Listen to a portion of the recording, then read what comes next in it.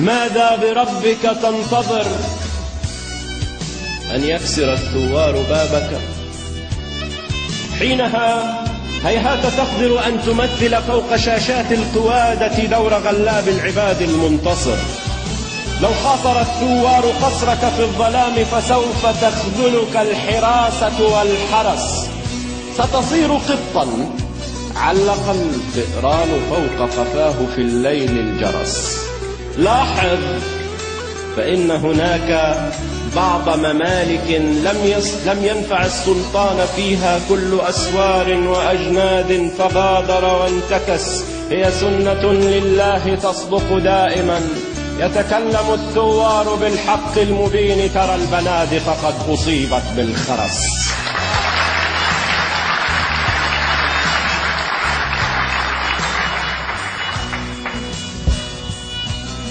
ماذا بربك تنتظر؟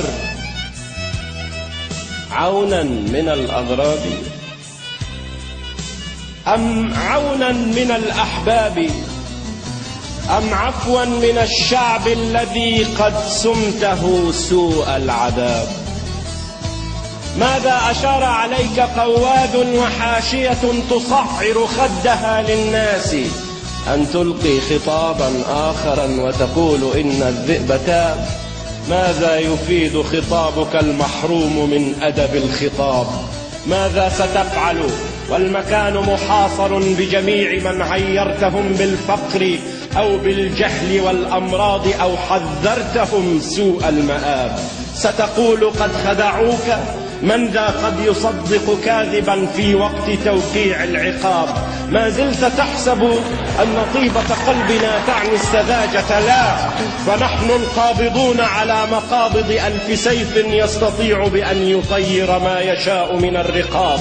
لا تعتمد أو تعتقد أن التسامح إن أتى الطوفان مضمون، لأنك حين تبدأ بالتفاوض والمياه تهز تاجك سوف تعرف كم تأخر ناصحوك عن النصيحة. سوف تعرف كم يتوق الشامتون إلى الفضيحة. سوف تعرفها الحقيقة. أنت محصور كجيش هالك كانت له فرص النجاة